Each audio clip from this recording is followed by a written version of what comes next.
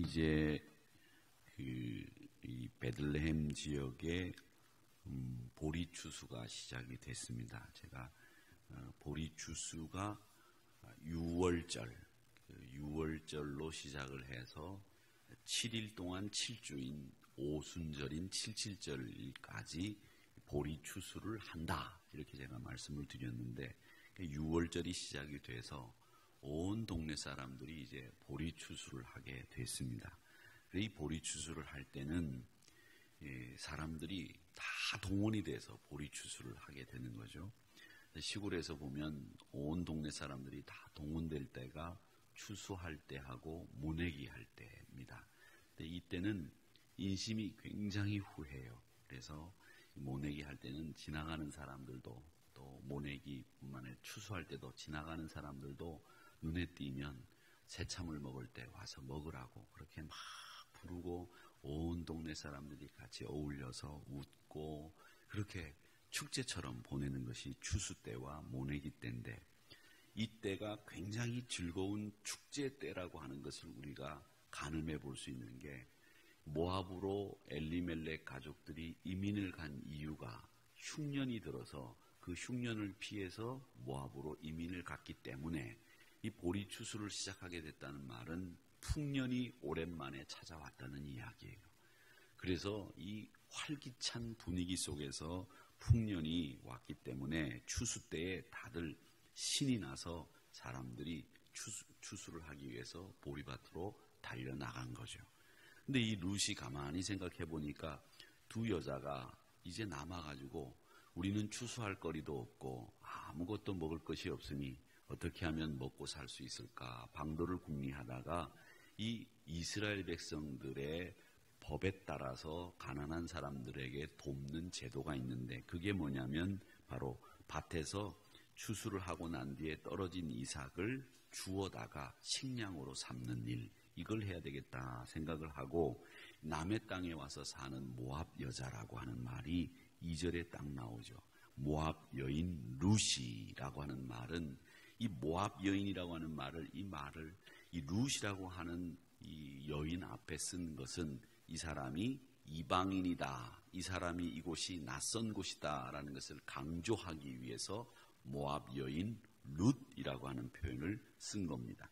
근데 사실 밭에 떨어진 이삭을 구하러 갔다가 쫓겨날 수도 있어요.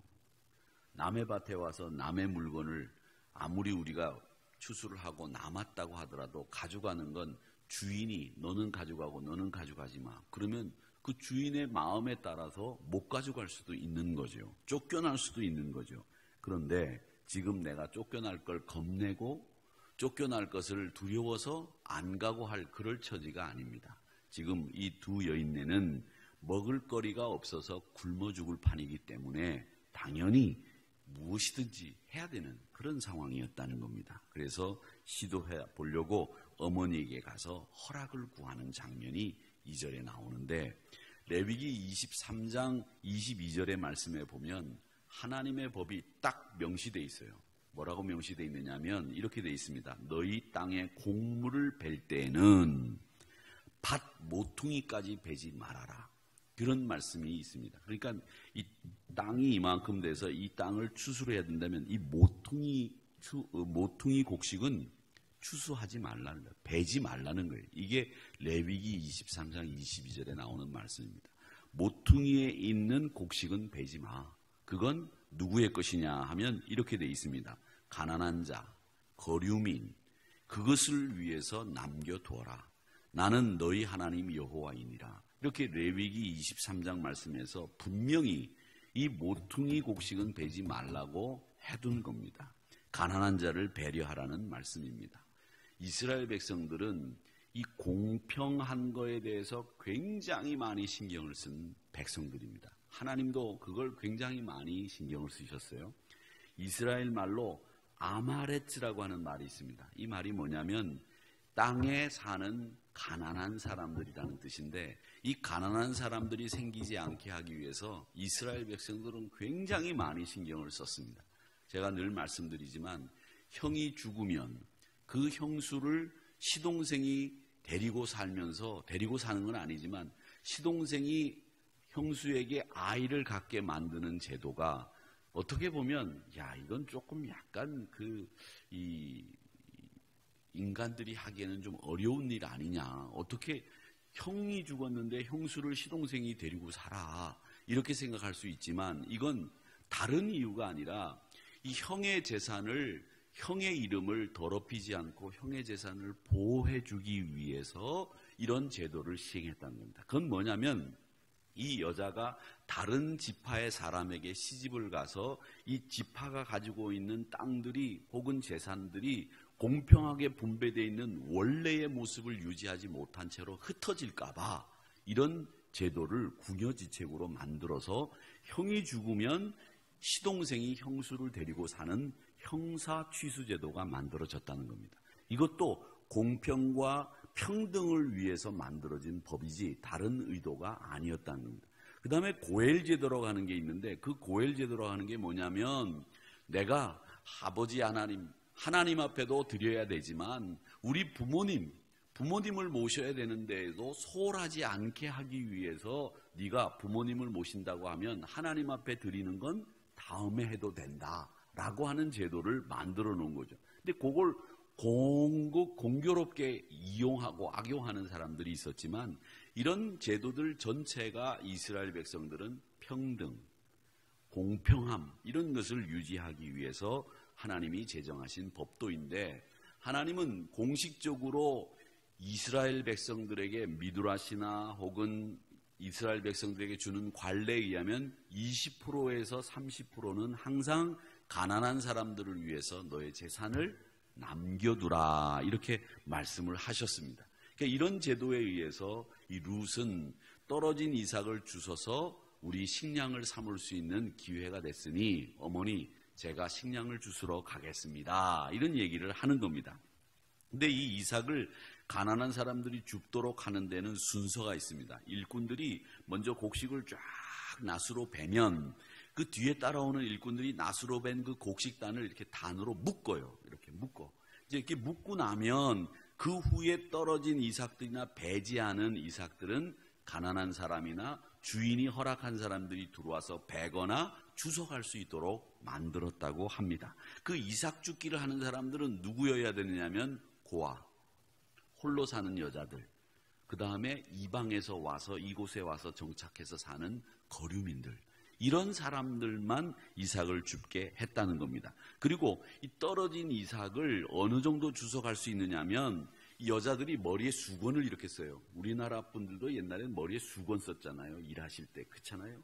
요즘에는 머리 수건 쓰는 건 사우나 가고 이렇게 트는 머리 수건밖에 안 쓰지만 예전에 이 어르신들은 여자분들은 거의 다 머리 수건 쓰고 물 길러러 갈 땐 여기다가 이거 얹는 거 이거 뭐라 그러죠? 그거 얹고 또아리 맞아. 또아리를 이렇게 얹고 그다음에 물동이를 이렇게 일고 저도 어릴 때 그 할머니가 이 물동이 지고 오면은 저희 외할머니는 꼭 그런 소리를 냈어요.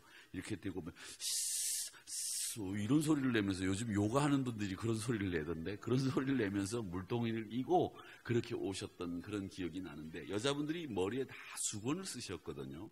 근데 이스라엘 여자들도 밭에 나가서 일할 때는 수건을 썼는데 그 수건을 가지고 올 수 있을 만큼 이삭을 줍게 했다고 합니다. 그래요.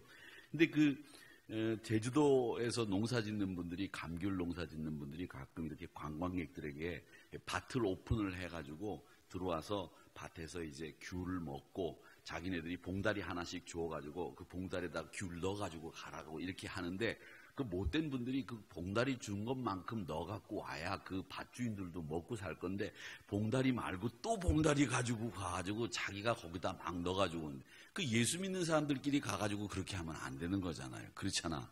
그분들이 주시는 봉지 안에다가만 그 귤을 갖고 와야 되는 거예요. 그러니까 이스라엘도 이삭을 줍는 법이 있는데 그 법은 그냥 법이 아니라 아무렇게나 많이 가져가는 게 아니라 자기가 쓰고 있는 수건으로 가지고 갈 수 있는 만큼만 이삭을 줍게 했다라고 하는 것을 아시고 있으면 되겠습니다. 레위기 말씀은 어떻게 보면 평등을 위한 하나님의 복지 정책 중에 하나였다. 이렇게 생각을 하시면 되겠습니다.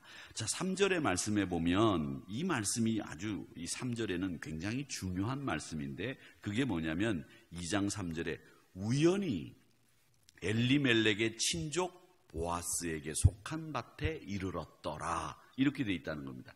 여기서 우연이라고 하는 말을 쓴 이유가 뭐겠느냐라는 거예요. 우연히라고 하는 말이죠. 이건 우연이라고 하는 말은 사실은 예수 믿는 사람이나 하나님을 믿는 사람에겐 우연은 없습니다. 있을 수가 없어요. 하나님의 섭리와 하나님의 계획을 따라 이루어지는 일이지 어떻게 우연히 되어지는 일이 있을 수 있습니까? 하나님이 예정하시고 작정하신 대로 하나님의 계획대로 움직이는 거예요.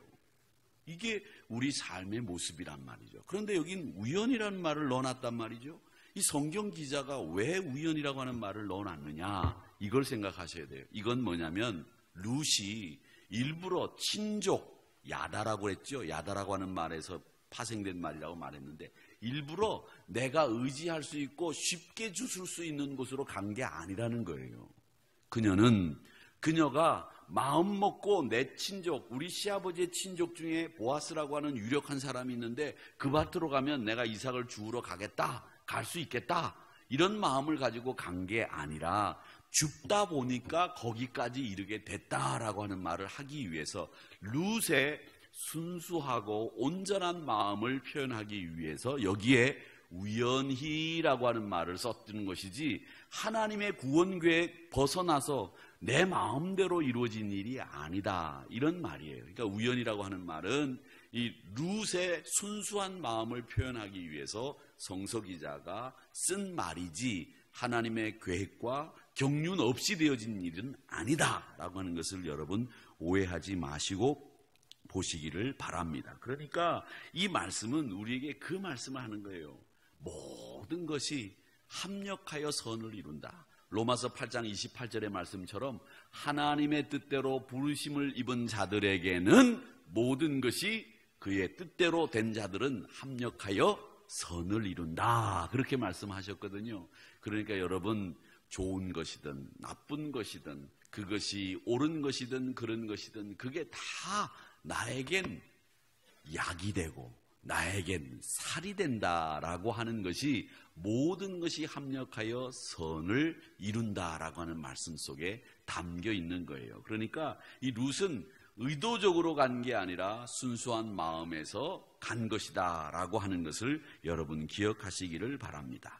분명히 우리는 믿어야 되는데 그게 뭐냐면 하나님의 계획이 나를 위해서도 룻을 위해서도 보아스를 위해서도 있었다는 거예요. 그냥 아무렇게나 되어진 게 이렇게 지나치다가 쾅 만난 게 아니고 사고가 아니었다는 거죠.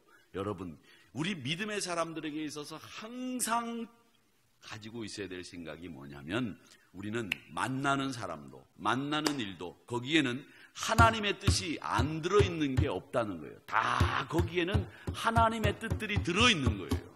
하나님의 계획이 있는 거예요. 그냥 우연히 오다 가다 만나서 꽝 부딪힌 게 아니란 말이죠. 그러니까 그 하나님의 계획이 있다는 사실을 꼭 믿기를 주의 이름으로 축원합니다.